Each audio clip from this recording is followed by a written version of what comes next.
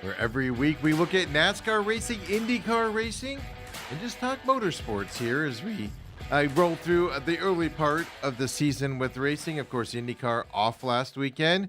NASCAR, the Truck Series got back underway at Darlington, along with the O'Reilly and Cup Series as well. So jam-packed show here. Looking back, of course, we talk about the news of the week. Look ahead to this weekend. And this weekend, Truck Series off again this weekend. But then the O'Reilly Cup Series goes to Martinsville. And then IndyCar back underway at Alabama this weekend at Barber Motorsports there in Birmingham. We'll talk about that coming up later in the show. But we always start off the show, of course, as if I don't remember if I said it or not, but I'm Stephen McCollum. I'm just excited to get talking some racing out there. And we bring this show out every week, of course. TME Media AZ is the production company. You can find us on YouTube as well, on Twitter, on X. Well, the Pit Stop Talk is where you can find us there. Of course, we're watching the races and talking about them as they happen and putting out thoughts and retweets and all the information you need to know around NASCAR during the week as well there on X, the Pit Stop Talk there. This show also, TME Media AZ on YouTube, free podcast system as well, Apple, Google, Spotify. You can find us there. Search the Pit Stop with Steven, and it pops right up for you. Easiest way to do it.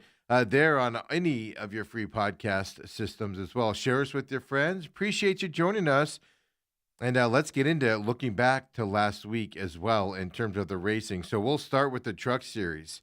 Back at the racetrack, had a couple weeks off. Gets back out there at Darlington there in South Carolina. And last year here at this race, the number 11 Tricorn Tundra, well, it carried Corey Heim to a record 12 victories in the NASCAR Craftsman Truck Series Championship last year. Well, this year, Corey Heim is just a part-timer in this series. Has raced earlier this year as well, did not pick up the win here, but in this race, he was running the number 5 Tricorn Garage Toyota as well, and Corey Heim returned to victory lane at Darlington Raceway. Of course, it took overtime to get there. It took a spectacular pass to get there. But Corey Heim here in his part-time duties here in the Truck Series getting it done last weekend. So on lap 145, 3 laps left here in the scheduled portion of the race here before overtime. Corey Heim brought that Toyota to pit road. He came in to get scuffed tires here, which are the ones they practice on and qualify on, etc. 5 laps fresher is what these tires were than those that Ross Chastain and the other guys leading this race or in the front of this racetrack here had on their tires. Tires have been an important thing this year around all 3 NASCAR series. He restarted 15th, Corey Heim did on the first attempt at overtime. He gained 6 spots before another caution happened out there. This was the one with Jake Garcia, Tyler Ankrum, Corey LaJoie, and Stuart Friesen. That wreck there. And the deal, 6 spots gained for Corey Heim at that time. 9th caution of the race, by the way, at that point. Heim then was 9th for the final restart. And those tires there with 5 fresher laps on them, well, those tires were used to advantage, and he made the pass for the win through turns 3 and 4 on the final lap, and, of course, got to checkered flag at that point as well. Heim led 3 times, but only for 28 laps in this race. Ross Chastain, obviously Cup guy coming down in the Truck Series. He led 35 laps, but he controlled both overtime restarts, not able to get it done with those fresher tires on Corey Heim. It was a fantastic pass here by Corey Heim out there. Let's show it to you. A white flag lap. Here's truck 1. It's a long ways back around at this place on old tires compared to somebody who's got new tires. Corey Heim has put himself in second position coming off of turn 2. Can he chase down Ross Chastain down the back straightaway? He lost a little bit of momentum there in 1 and 2, but he's got the draft on the backstretch. Drives it into turn 3, all the way up underneath Ross Chastain. He's going to drive up the racetrack. Corey Heim's going to win this race. What a finish. You're good. To the line. Are you serious? Holy cow. Corey Heim wins at Darlington. He just stuck there as he went down underneath Ross Chastain, who, quite frankly, was in the lead on this. Thought he would win. Even Ross Chastain after the race said, I thought I had this race won here as well. those fresher tires seem to be the difference here for Corey Heim as well. And of course, thanks to Fox Sports as well for the video there at the right flag after the white flag there that we just showed you. Hey, Corey Heim back into the victory lane after a dominating series last year in the Truck Series, moved up here this year. So let's check in with Corey Heim. It's been a while. Corey Heim, after the race, Truck 2. Yeah, I'm out of breath for sure. Man, we had those, set of scuffs laying, and there were 5 laps fresher than everyone else's. I was like, it's worth a shot. I don't think we can win from where we're at, And damn, sure enough, I just felt like I made all the right moves. Made it 3 wide into 3 there, coming to the white, and bombed it off in there on Ross. I was shocked he gave me the bottom like that with fresher tires, but I'm so out of breath. But thankful for Tricon Garage. Glad we could get this number 5 Tundra in victory lane. I didn't even know I was racing this race until 3 weeks ago. Frontline came aboard and helped me out with this deal. So I love racing. I love winning, and just drove the crap out of it, and it worked out. I love racing and I love winning. Fantastic for him. You saw he was a late addition to this race. He has his schedule for the year, got a sponsor on board there, able to hop in there as well. And he does make a point there as well. Fresher tires, Ross Chastain knew that he had these new tires on there. I don't know if they knew that they were 5 laps faster, for instance, there, but to give him the bottom now on older tires, right? Not as much control and stuff, as Ross Chastain have to stay up higher for control reasons. Wasn't able to block him as well, but Corey Heim making that stick there underneath Ross Chastain is fantastic. Let's throw up the finishing order here in the Truck Series. We obviously know this will be Truck 3. We obviously know Corey Heim finished in first place here, Ross Chastain second as well. I told you only 28 laps led for Corey Heim in this race. Ross Chastain led 35 laps. They weren't the biggest ones. No, Caden Honeycutt led 59 laps in this race in his Toyota race as well. He finished 4th. Christian Eckes there in 3rd as well.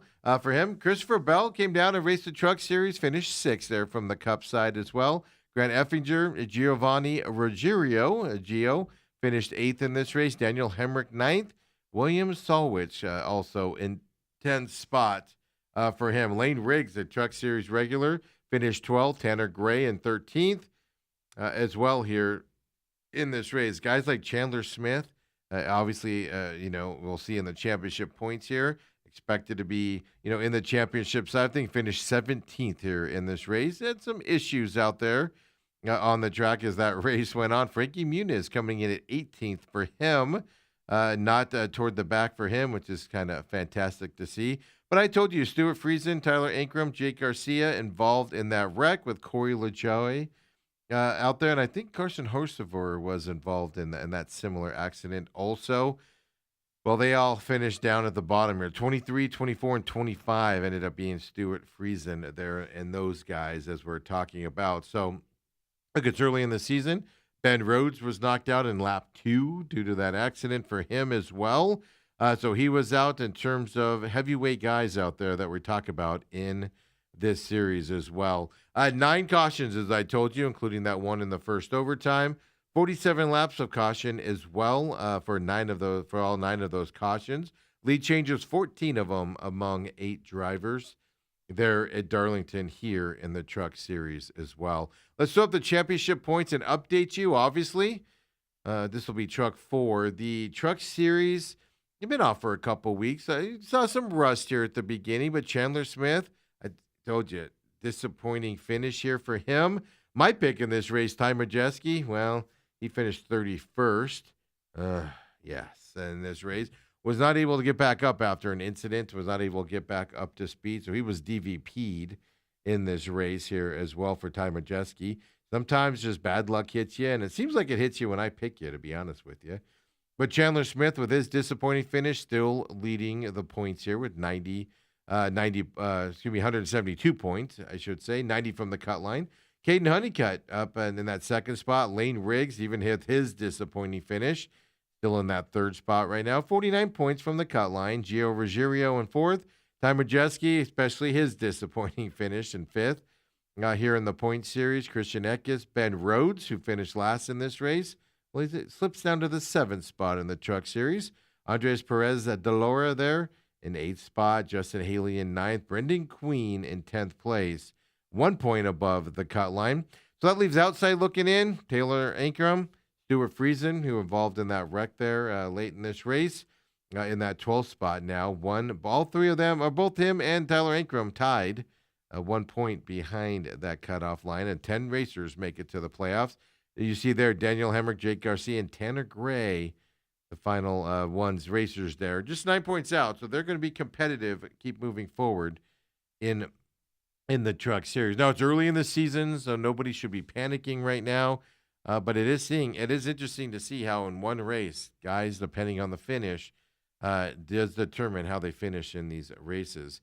So Truck Series is off again this week. They don't get back on the racetrack until Friday night, April 3rd, and that's going to be at Rockingham Easter weekend. So Truck Series gets another break here after coming out to Darlington last weekend. So another week off for these guys here. Now, they get several weeks off throughout the season. Sometimes it's multiple weeks, sometimes it's every other. We're just in that stretch here coming up. I do want to see how these guys race at Rockingham. It's going to be a fun, exciting race here in a couple weeks, and we'll talk about that obviously next week on the show as we preview Rockingham for them. And then the O'Reilly Series, of course, it gets underway here at Darlington as well on Saturday night under the lights. And it was a slow pit stop that happened in this race late in the race. It was all because of the third and final caution here in the O'Reilly Series. It was about lap 127. But did it? That slow pit stop there, doomed Kyle Larson. Buried him back into the fifth place. And he was a dominant car in this race all day long here in the O'Reilly Series. Kyle Larson was. That pit stop cost him the race and gave some opportunities to other guys. And who seized that opportunity? Well, Justin Allgaier did in the 7 car. He seized the lead from Brandon Jones on the last restart with about 15 laps left.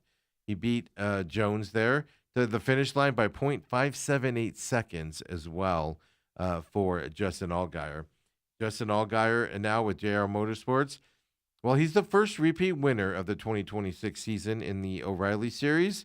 His victory, though, is the 4th victory here and the 4th straight for JR Motorsports and Chevrolet in that group. They have been dominant here this year as well. Here's Justin Allgaier after the race. He won in Phoenix. Of course, he won in he won in Phoenix. Didn't win in Las Vegas, but then gets the win here. Let's check in with Justin Allgaier after the race. O'Reilly won. We have not been the best on pit road all year. These guys have never quit. They have gone to work. They've never given up, and they were on top of it all day on pit road. Huge thank you to these guys. Andrew Overstreet, this whole 7 team, to get brand fresh and ride culture back in victory lane again this year at Darlington, of all places. We definitely weren't the best all day. Kyle obviously was amazing and has covered. Andrew told me on that last restart, he said, never give up. If we can get the lead, we got clean air, we're going to win this thing. And we did. I cannot say thank you enough to everybody, all of our partners, Chevrolet, the Hendrick Engine Shop, Hendrick Casualty Shop, Carolina Carports, Toughco, Jarrett, Hellman's, HendrickCars.com, just everybody that's a part of this group, Roto-Rooter. We have so many great partners at Junior Motorsports, and I don't know where we all finished, but we were up front all day, and that's all you can really ask for. We talk all race here about how you manage the tires, manage the race, and then you get a final restart where you can just kind of go like gangbusters, and you have to hold off the guys behind you. What's that like? What's that pressure or just kind of that rhythm like of trying to click off these fast laps at the end? I didn't do a very good job of it all day, if I'm being honest with you. Probably one of the worst days personally I've had here at Darlington, and I just did a bad job. I kept plugging the fence.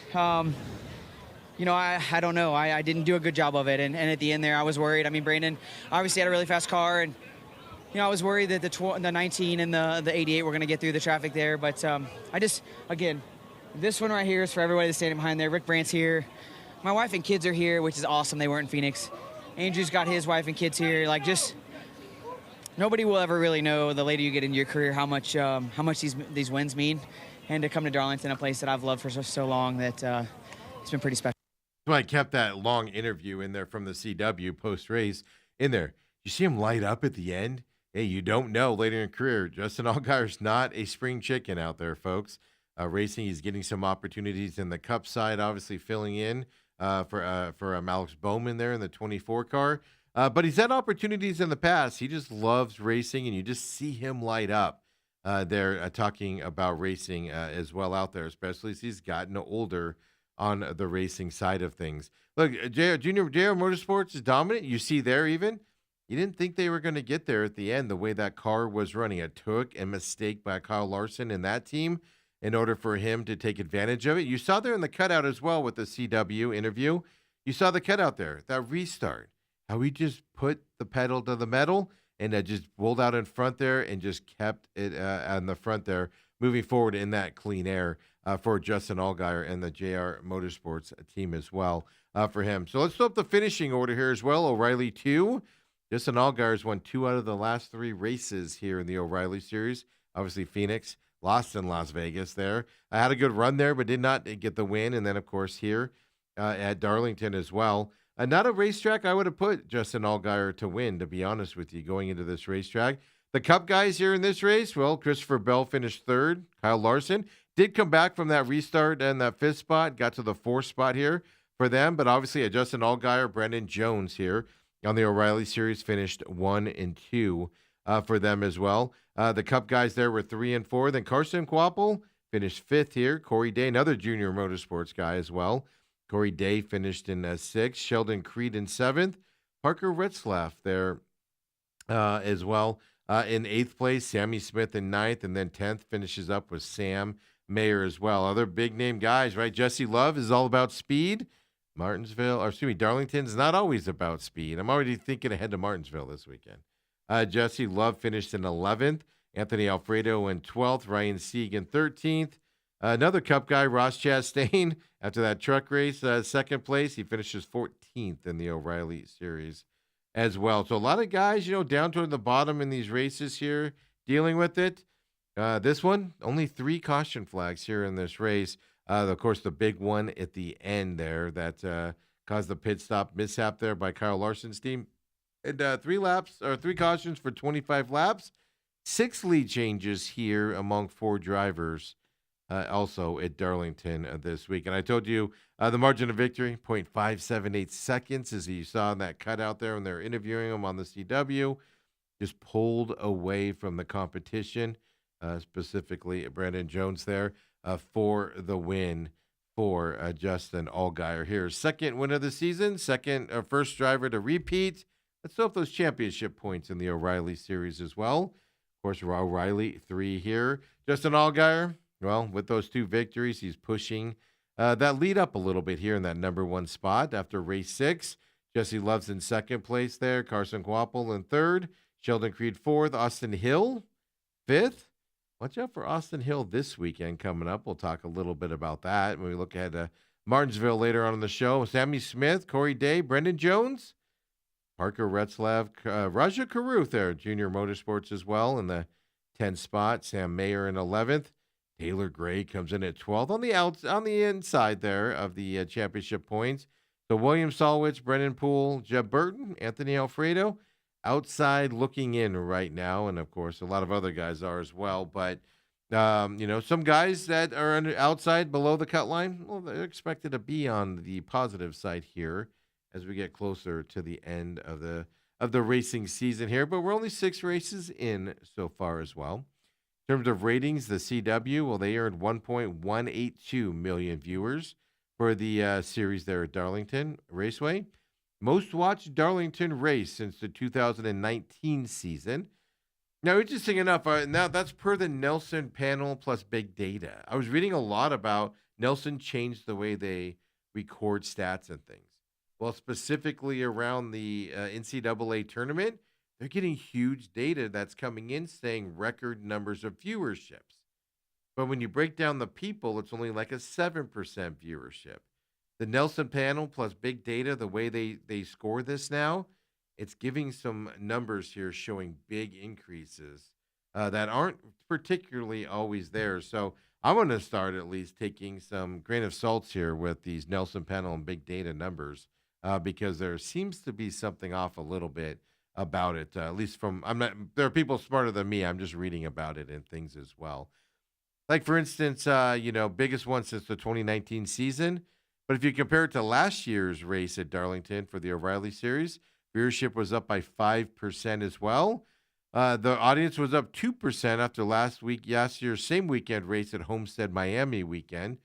Viewership peaked at 1.476 viewers in the closing laps of this race on Saturday night. Next up for the O'Reilly Series, Martinsville is coming up on Saturday. Of course, we'll go into that when we look ahead here to this weekend's rating later in the show. And we're not done with Darlington yet because the Cup guys get a go at it there on Sunday afternoon. And, man, did Tyler Reddick have a day in this race. He had battery issues there in the race cars in stage 1. They were trying to test it out and see if there was a charging issue battery. Well, they brought him in after the stage 1 break there, and the team swapped out the battery. But they also kept seeing the same issues. They had concerns about the new battery and wouldn't make it to the end of the race. Will we have to swap again? Why isn't it charging? I read a lot of stuff about it, and they thought alternator at one point. They ruled it out. They went back to the alternator. Obviously, you need a battery to run these cars, right, as well. They thought they had a charging issue going on during the race, and we're focusing on that as well. Well, that battery issue, it led us to some decisions that had to be made later on in the race, specifically in that third stage, right? So in that final stage, the crew gave Tyler Reddick a couple options here. They said, if you want to keep everything powered up, now keep in mind, his air conditioner, his air into his helmet, all run by the battery as well. Battery goes out, you can't use that stuff as cool suit, for instance, as well. So keep everything powered up. You're not going to finish the race with the battery. It ain't going to make it. It's going to die before then. They said you can come in and do a pit stop to change the battery again. Well, you'll lose track position in the third stage. Losing track position in stage 1 or after stage 1 is one thing. Doing it in the final stage, harder to fight back there at Darlington and get those passes to get back to the front. Or they told him, if you don't want to do that, cut the power down and deal with the elements out there. It was warm at Darlington. That would mean his cool suit would be shut off, his air conditioning and the blowing into his helmet would be cut off. Well, Tyler Reddick is a racer. He said, let's cut everything off. Let's stay out here. And he decided to cut the power. That means his cool shirt. And he had to suffer in the heat as well to do it. And he did so. And he ends up in victory lane to make it all worth it as well. Tyler Reddick, who, stop me if you heard this before, won on the racetrack here this year so far. But he won this one going away as well. Blew away the competition. Won this race 5.84 seconds over runner-up Brad Keselowski, who dominated the early part of this race run. The first 2 stages Brad Keselowski did, as well in his RFK car. And so, dominant race for Brad Keselowski. Tyler Reddick just blew right by him as well. Brad Keselowski led 142 laps in this race. Tyler Reddick only led 77 as well. Now, it was a big victory, 5+ seconds victory, but we'll show you the white flag anyway. Cup 1, please. Can we make it around one more time? Well, it doesn't matter at this point. We've taken the white flag, so Tyler Reddick just wants to make it around the racetrack, right, and he's going to win the race. So clean air in front of him. Don't even push it. Push the clutch in if you have to. Coast back. Huge lead. What a drive. Who was it early in the day said, good thing this isn't a 500-mile race? I'd say everybody right about now. That's a dominant day. Tyler Reddick coming around for his 12th career win. Coming off a 2-race winless streak. Look at that. After winning the first 3 of the season. The right car won today, man. Everybody way to fight all day and never give up. We said never know what's going to come our way. Stay after it, one run at a time. Hell yeah. Fast as Xfinity Internet all weekend. No alternator. Make it forward. No power to the cool suit. No problem. He was hot when he got out of that car as well. I love the guy, the crew chief, hyping everybody up on the win over the microphones and as fast as the Infinity Internet. Got to get that sponsor plug in, right? As you're dealing with that as well there. And it is funny. 2-race winless streak for him, which for him is a lot. He's won 4 races on the season so far, folks. Talk about that coming up here as well. Hey, Tyler Reddick has become accustomed to getting in victory lane here so far this year. 4 out of 6 races he has won in that 2311 car, of course, co-owned by Michael Jordan and Denny Hamlin as well. Here's Tyler Reddick after the race, Cup 2. I know never to give up. And I think it's very fitting that when we finally get our first win here at Darlington, that the Lady in Black would test us like that. We've been so close so many times, and I mean, lap one, we had the charging problem where the battery wasn't charging at all, so all day long just not running fans, sweating my tail off inside the race car, and we knew it was going to be physical, so yeah, I don't know. Really wore out, but I guess I don't need as much of that cooling stuff as I normally have. Ever since I made my first lap here in a Riley Auto Parts car, there's just something about this racetrack that's so special, just so challenging, and it's been really fun for my evolution as a driver over the years. My time in an O'Reilly Auto Parts car, my time at RCR, and what we perfected, my time here at 2311. So just really proud of everybody, and it's cool to get Boss Man his 4th win on the year. Yeah, 4th win. Obviously, you saw Michael Jordan in that last shot there as well. Reddick becomes the first driver to win the first 3 races of a NASCAR Cup Series. We've already known that with his first 3 win season this season. Went on a 2 race losing streak there. Still had some good runs, just didn't get the win. So the first 3 set that record. Well, then you've got another accomplishment here with his win last weekend at Darlington as well. Only Dale Earnhardt in 1987, Bill Elliott in 1992. They're the only other 2 drivers who had won 4 of the first 6 races in a Cup season. Well, now you add Tyler Reddick's name to that group. Those 2 seasoned guys there as well for Tyler Reddick. So this is just an unbelievable start to the season. I'm going to talk about Tyler Reddick in a different light here coming up. Probably going to jinx him a little bit, but it's well-deserved how we have to think about him moving forward. Let's throw up the finishing order here of the Cup Series at Darlington. Cup 3, please. As you know, Tyler Reddick ran away with this race. Led only 77 laps. He beat Brad Keselowski, 142 laps led in second place. I thought all race long that this was Brad Keselowski's race to win there in the RFK cars as well. Wasn't able to get it done. Just unbelievable day for him as well. And I saw him after the race talking, and a lot of positivity from his side. Disappointed, obviously, but getting there. Ryan Blaney finished 3rd. Carson Hocevar in 4th. Austin Cindric in 5th. It's a good, positive race here for Austin Cindric here. Maybe he can pivot and catalyst this into the rest of the season for him in that 5th spot. Ty Gibbs is having a really good, quiet season there. Ty Gibbs there finishing 6th. Daniel Suarez 7th. William Byron in 8th. Chris Buescher, of course, Brad Keselowski's teammate there with RFK, finishing in 9th place. Eric Jones in 10th, rounding out the top 10. Big names, Denny Hamlin, number 11 spot as well. Shane Van Gisbergen. Look, he finished 14th in the race, where a lot of people will say, well, that's kind of a crappy finish there, right? 14th. For SVG, he's running ovals fairly well this year. He wins a couple street races, gets those points up, and he keeps running. Top 15, gets a few top 10s here. He'll qualify for the playoffs coming up here for him on these oval race courses.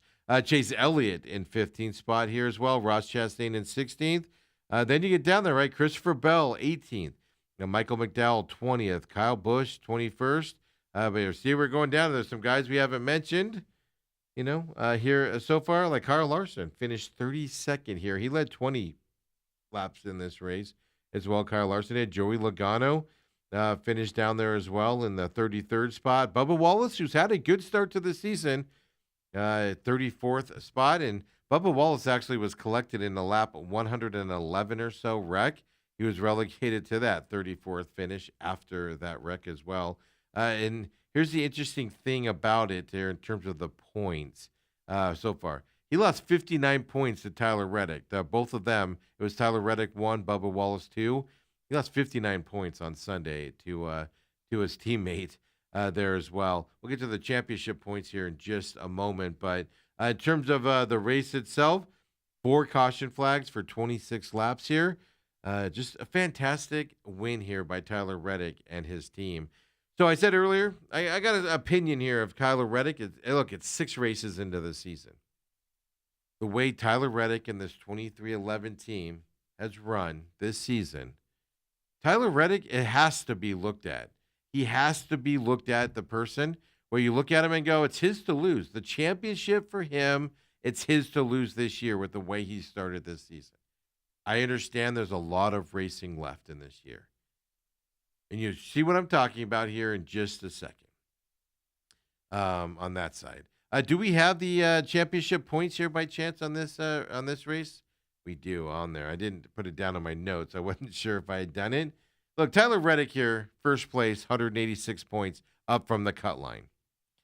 But even then, he's almost 100 points above Ryan Blaney right now in second spot.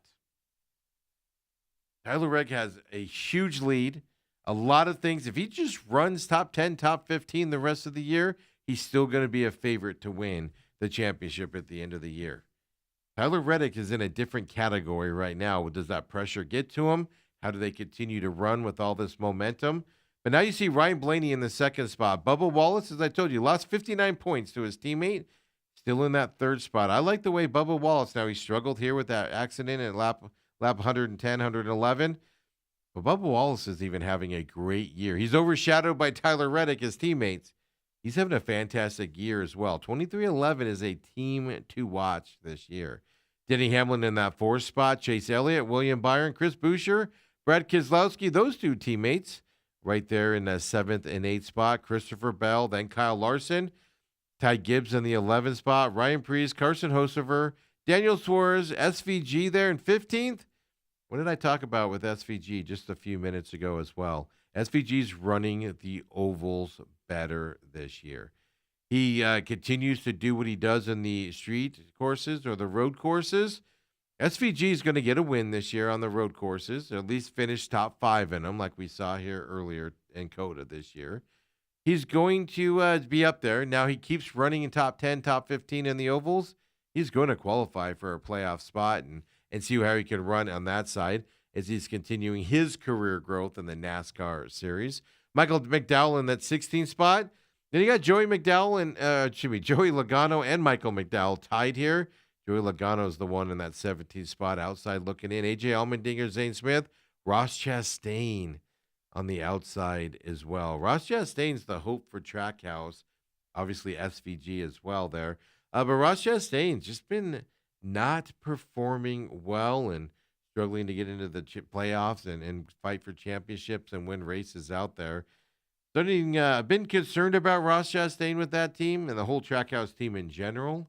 But it's growing more and more with every week as well for them out there. Fox Sports 1 is where the Cup Series was on. It earned a 2.429 million viewers for that race there at Darlington over the weekend. That number is down 3% from last year's spring race at Darlington.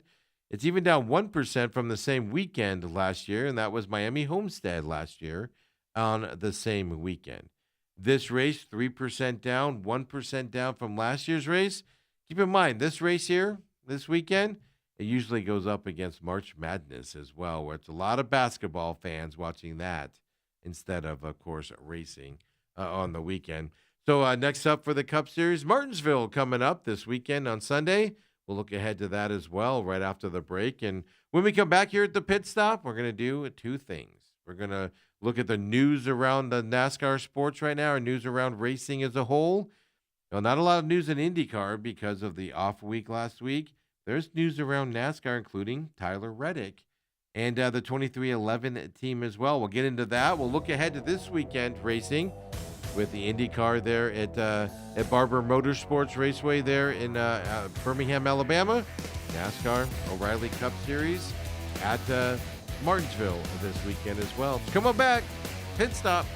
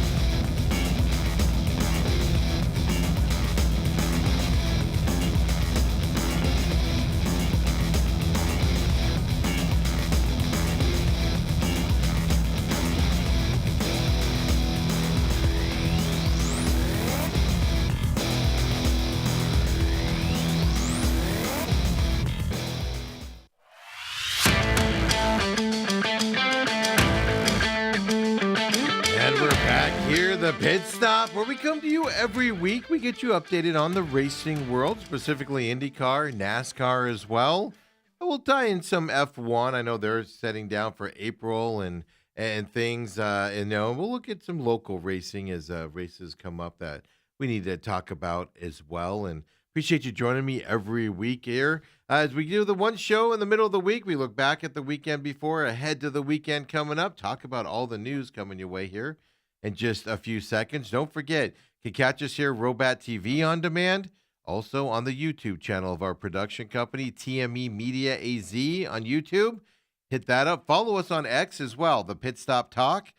Also follow TME Media AZ on X as well. That's the parent company that puts out things on what's coming up and schedules and previews and post views there, TME Media AZ. But follow the Pit Stop Talk specifically there for all your racing stuff. That's where we do that show stuff as well. Of course, free podcast here for the Pit Stop. Just search either the Pit Stop Talk or search the Pit Stop with Steven. Now you have to be specific on that because there's a lot of pit stops, a lot dormant pit stop shows out there on the podcast systems. Your favorite ones. So search the Pit Stop with Steven. It comes right up for you. On that, I've done extensive searching names and stuff to find out what works. Follow us and listen to us there as well, or give us a like on your favorite podcast system. No matter how you catch us, we greatly appreciate that as well.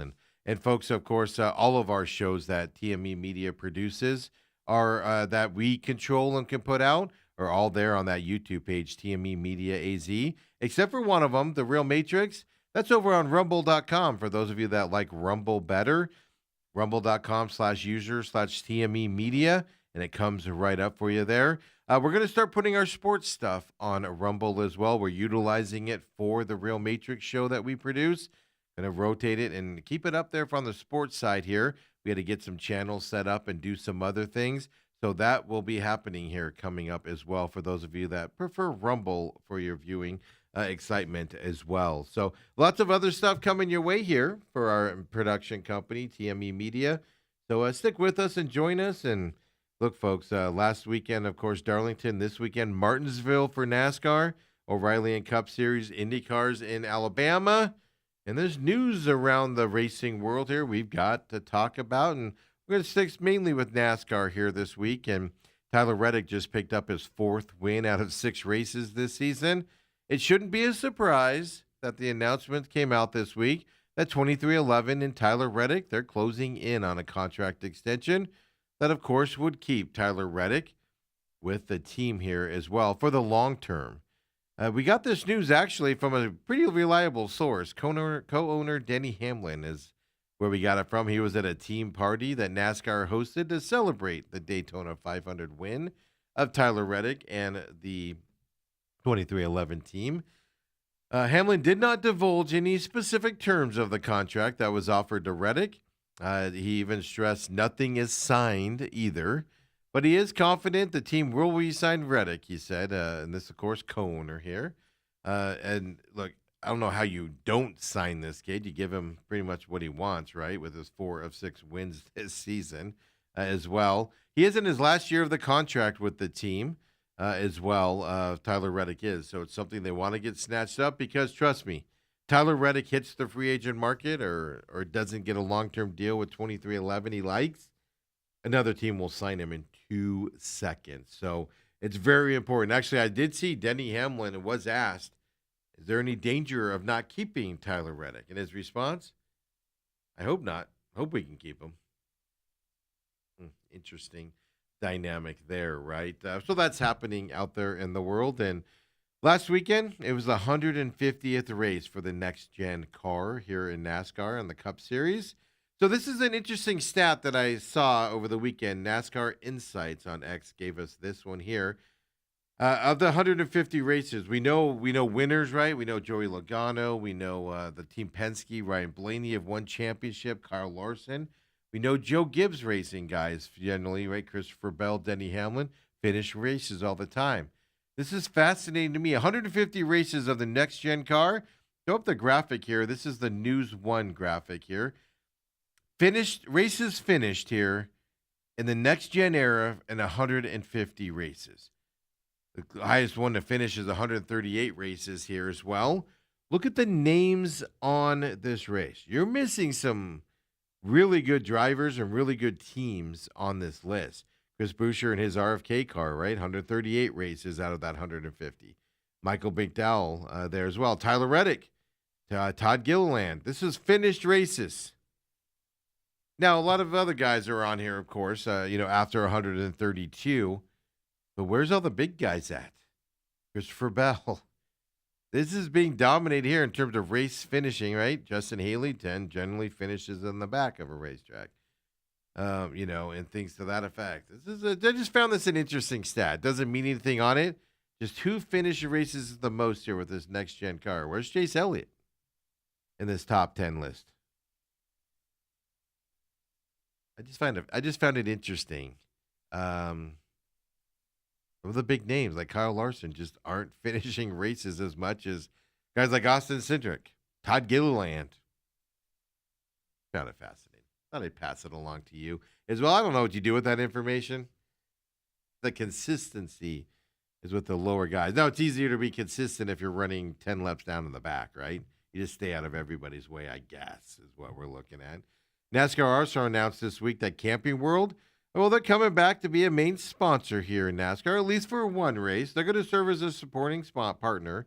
They're still involved with NASCAR a lot. They do a lot of the camping grounds, like out here in Phoenix. It's the Camping World campgrounds out there. But they're going to be a supporting partner of the San Diego weekend here coming up for NASCAR. That's June 19th through June 21st is what we're looking at for that. So Camping World becoming a supporting partner again. And then we just showed you the number of people, drivers that have finished the most, the top 10 at the 150th race of the next-gen car. Well, Brad Keselowski's been around a lot longer than just the next-gen car, as you all know there. He's going to join a very elite list here. He's going to become the 35th driver in NASCAR history to make 600 starts or more this weekend when the green flag flies at Martinsville Speedway. So that's fantastic. 600th start here for Brad Keselowski as well going into this weekend, which then means we got to talk racing this weekend as well. And IndyCar back on the track this weekend. Last weekend off. We're going to see some gaps here coming up for NASCAR after that frantic 3 races in 3 weeks to begin the season. Yeah, so NASCAR gets back out there, and they're going to Alabama this weekend in Birmingham. Alex Palou did win this race back last year in 2025. I mean, he won most races in 2025. Can he repeat this weekend here in Alabama is the big question as well. This is a street course, a lot of turns in it and things as well. So no oval here. Who's going to dominate? It's Sunday, 1 p.m. Eastern time, which means 10 a.m. here, Phoenix time as well, where we record this show at. Now, since they were off last week, 1 week off means you forget a lot of things. Let's refresh your start of the IndyCar season. Race 1, well, that was over in St. Petersburg, right? St. Pete, Florida. Alex Palou got the win, and you instantly thought, oh, here comes the domination of this team, and just hasn't materialized at all. Of course, he wrecked out in Phoenix, and race 2 was in Phoenix with Josef Newgarden getting the win here in the small 1 mile oval. And then they went to Arlington, where they built that street course a couple of weeks ago around the Texas Stadium and the Rangers Stadium there in Arlington, Texas. Race 3 was won by Kyle Kirkwood in that race. He held off Alex Palou in that race as well in Arlington. So this week, week 4, is what we're coming up here in the IndyCar Series. Let's also remind you of the championship point standings here. This will be Indy 1, I believe. Yep, Kyle Kirkwood with his win there in Arlington as the lead. Alex Palou did drop down to 5th or 6th after his Phoenix crash out, getting back up to that 2nd spot. Pato O'Ward, no victories yet for him, but he's had some solid finishes. They're in that 3rd spot. Josef Newgarden, 1 in Phoenix, in that 4th spot right now. Scott McLaughlin, no wins for him. Had a great start to the finish. A little bit of a struggle, I believe, in race number 3 there, but gets in that 5th spot. David Malukas, who did won the pole and finished 3rd here in Phoenix in that 6th spot. And you got Lundgaard, Ericsson, Armstrong, and Alexander Rossi finishing out your top 10 in championship points as well. So who gets the points? Who gets the wins here at Barber Motorsports in Birmingham, Alabama this weekend? They're coming off the off week, right? For instance, does Will Power's team. He had a great finish there in Arlington. I believe he finished third, if I remember correctly. But finally had a great finish after a couple of bad races with his new team. Did they work on some things and work some more of those bugs out here for this weekend with the off week? There's a lot of questions here as well. Same thing with Alex Palau. I hate to say it, right? It's hard to say it, but can he capitalize on that second place finish in Arlington as well for him to improve and get another victory here? There have been no repeat winners in IndyCar yet this season. Is this week, are we going to see one? No, we are not, folks. I have been impressed with two drivers this season that don't have a win. Scott McLaughlin and Pato O'Ward. Pato O'Ward ended up finishing, I believe, fourth, or I believe it was fourth here in Phoenix, but it was fourth or fifth. He has been unable to get onto a podium and consistently this year, but he's been right there all season long. This weekend, I'm going with Pato O'Ward to get his first win of the season and kind of capitalize on his good finishes here in races so far this year. You saw he's a third in championship points. He's had great races, great finishes, just hasn't gotten there to the finish line in first place as of yet coming up here. So I think he converts this good start to the season for a win this weekend in Alabama coming up this weekend for IndyCar as well. IndyCar will have a couple weeks off after this weekend as well. So get up early Sunday morning, 10 a.m. Phoenix time or 1 p.m. Eastern, and catch some racing there on the IndyCar guys as well. And then, of course, NASCAR and the O'Reilly Series, they go short track racing at Martinsville. If you don't know, Martinsville, but when you say short track, it's barely a track, folks. It's a half-mile racetrack. Very small. This is a short. Brakes are needed in this racetrack because by the time you get up to speed on the front stretch, you're braking hard to get into the bottom. You're going to race a lot at the bottom of this racetrack as well, which means you got to have some necessary guts there if you're going to pull out anything and get past guys and continue to race in the front or wherever you're racing in this racetrack. Generally, experienced guys win here at Martinsville. New drivers or guys, young guys, not very much here going into it. This weekend in the O'Reilly Series, well, practice will be Friday night, 4:30 to 5:20 p.m. Eastern time, which means 1:30 p.m. Here in Phoenix time as well for practice. Qualifying for the O'Reilly Series also on Friday, 5:35 p.m. is when it starts. It'll go till about 6:30, but qualifying 2:35 p.m. here at Phoenix time as well. Then the race gets underway Saturday afternoon, 3:30 p.m. Eastern time, which means 12:30 here on a Saturday. It's, of course, on the CW on Saturday. All the O'Reilly Series ones are. Austin Hill, I told you earlier when we were talking O'Reilly and looking back, talking about it. Austin Hill is the defending race winner of this track. He led only the last lap in overtime in the spring of last year to claim the win. Now, last spring, Connor Zilic dominated this racetrack. Now, of course, he's up at the Cup level right now, driving for Trackhouse. Connor Zilic dominated the race. Late spin out knocked him out of contention and allowed Austin Hill to get the win here in Martinsville last spring. Taylor Gray ran well last spring also. Won the race actually in the fall, October of 2025. For him, Taylor Gray did. Now, the spring race and the fall race are two different races here in Martinsville with the weather. Here's an interesting wrinkle as well with this O'Reilly Series. You know, JR Motorsports, Junior Motorsports. They've won the last 4 races consecutive. 3 different drivers, by the way, and that includes Kyle Larson won one, running for them as well. But 3 different drivers, last 4 races, all won by one team out there. Here at Martinsville, the pole sitter for the O'Reilly Series hasn't won this race since 1987, which is fascinating because you started in the front on this racetrack. You got a good chance of finishing toward the front as well going forward here, even in the O'Reilly Series. This is a race that I think a veteran racer will win. And by veteran racer, I know on the O'Reilly Series, right, you got Allgaier, Justin Allgaier, who's the old man out there. But guys that have raced a lot here on this racetrack kind of is who we're looking at to get the win. Does Junior Motorsports, can magic continue? And they get their 5th race in a row to win coming up this weekend. I'm going to go with Taylor Gray this weekend. Finishing up on a good finish last week.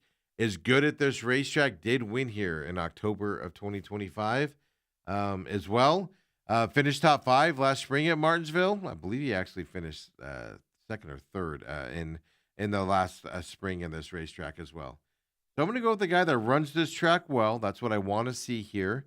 Taylor Gray gets the win in the O'Reilly Series coming up this weekend as well at the half-mile racetrack here in Martinsville.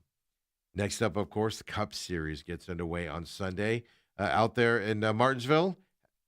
This is going to be fascinating to see. Hendrick cars can win the pole here. They don't generally win the race too much. Who is gritty enough to get this win out there? A Joe Gibbs racer, a Denny Hamlin, a Christopher Bell, Team Penske, right? Joey Logano, Ryan Blaney, just gritting it out and being there at the end of this racetrack. It's kind of what you're looking for a win this weekend as well. I do think Team Penske drivers, Joe Gibbs, a couple of them, they're favorites to get the win this weekend. You can kind of count out the speedster drivers out there, the Kyle Larsons, the Chase Elliott's. I don't think I have a chance this weekend out there as well. Practice qualifying will be Saturday coming up this weekend, 12:30 to 2:30 p.m. for those two items as well. Don't forget, Cup Series is always on Amazon Prime for the practice and qualifying. So 12:30 means it's an early morning practice and qualifying on Saturday.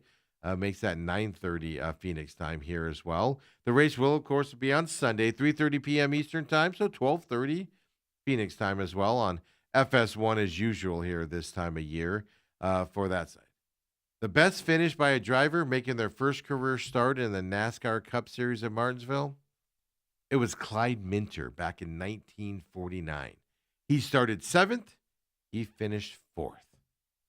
He was the only driver of the 83 to finish inside the top 5 in his first appearance in the series at Martinsville Speedway.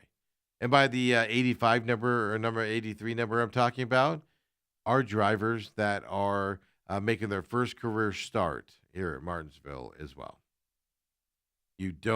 Younger drivers or young drivers do not win. Experienced drivers win here at Martinsville. I believe that continues this weekend as well.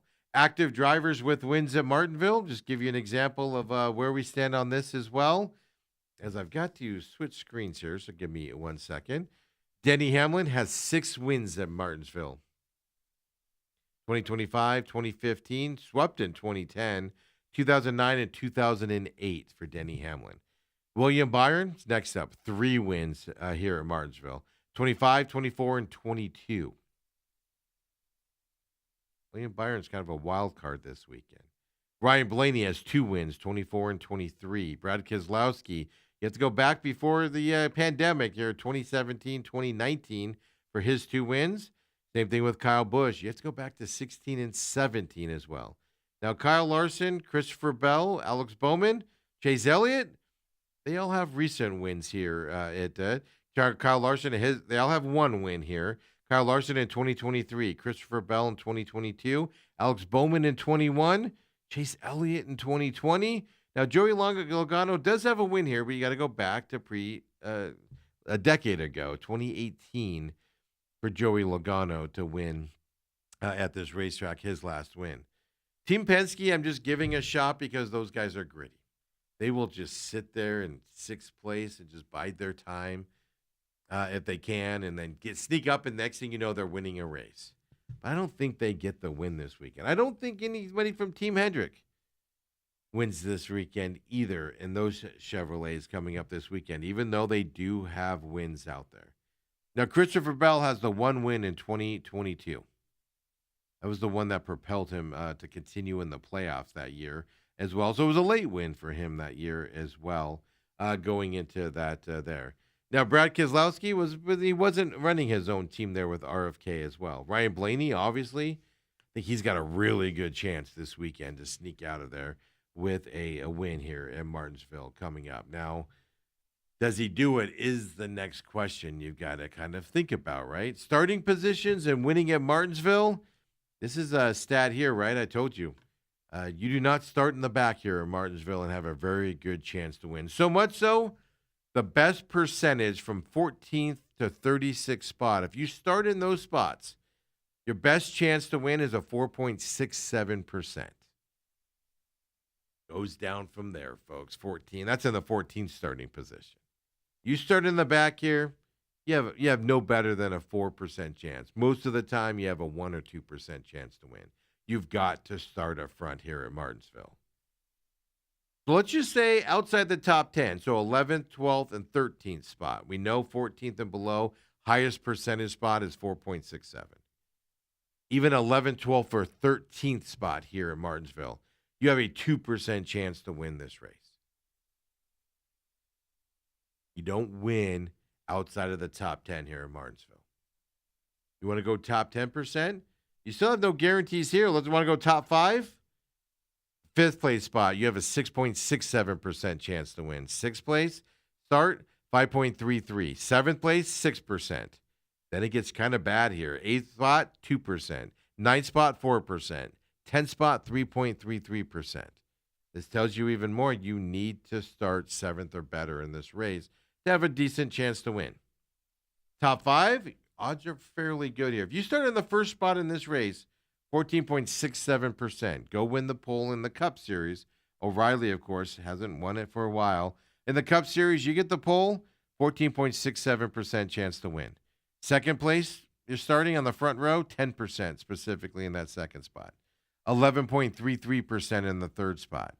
9.33% in the fourth spot. And then that 6.67% in the fifth spot. You need to start this race in the front to have a shot to win it. You start in the front, you got a chance. You start anywhere else, good luck to you. Need almost a miracle to get in there. You want to break it down a little bit more from the first starting position, as I told you, 14.67%. You want to combine those first two. The second spot is 10%. You want to combine those, it's 24.67% on the front row to win this race. Top 5 starting position, though. 52% chance to win if you start in the top 5. If you add all the positions up. So it's interesting when you add them up, right? Top 10, I just told you. Top 10 is 3.33%. Top 9 is 4%. Top 8 spot is 2%. 7th spot, 6%. But if you add up all the top 10s, you got a 72.67% chance to win this racetrack. Win at Martinsville. You need to start this race as high as possible, preferably top 5. But even if you're in the top 10, your odds are still pretty good. Now, if you break down those spots, they get a little worse, but you've got to do it. There's no other way to say that's how you win at this half-mile short track with brakes, running at the bottom, and all of that stuff. Christopher Bell won this race in 2022, late pass here, got the win, advanced in his playoff run and stuff like that. I highly believe this racetrack is going to come down to either a Joey Logano or Ryan Blaney, a Christopher Bell or a Denny Hamlin. That's what it's going to come down to. And I'm going to go Christopher Bell in this racetrack. He's gritty. He's quiet. His team's excellent. As long as there's no mechanical failures and he doesn't get mixed up into something, Christopher Bell, I do think, winning here in Martinsville here this weekend coming up. This is a fun little racetrack. It's a little bit different of a racetrack. I don't think anything that happens here kind of portrays into your season at all. So if you have a bad outing here, it's not like your season's over because you don't have any other half-milers here, right? This type of racetrack on the season's course. But it is a fun little racetrack to watch. It goes by quickly. With these guys battling it out, expect a lot of green flag laps, a lot of bumping. To get kind of push guys out of the way or to try to get them out of your way. I don't know how much passing we'll have this weekend. You don't open it up to get past guys. So it will be a fun little race this weekend for all 3 series. And then Birmingham, of course, for the IndyCar. See what they do. Who's improved with the off week? Going into a couple weeks off for IndyCar after this. So next week when we come back to you here on the Pit Stop, we'll look back, of course, at the racing this weekend. And look ahead next weekend with IndyCar off and where NASCAR goes after that. They got Rockingham for the Truck Series next weekend. So You got to look into that going into that Easter weekend next weekend. So come and join us on the Pit Stop next week. For now, share us with your friends. Follow us at the Pit Stop Talk on X. TME Media AZ on X as well as the parent company, and kind of give you some info as well there. But check us out. Share us with your friends on the YouTube channel, TME Media AZ. Pit Stop, you scroll down, you'll see the main event. You'll see McCollum on Business. See all of that there, including the Pit Stop as well. Rumble.com. Sports are coming there soon as well, since we utilize it for that other show, The Real Matrix. Folks, we'll see you next week, everyone. Thank you for your support. Don't forget the free podcast from Pit Stop with Steven. Pops right up for you. Have a great week. Let's go racing, people.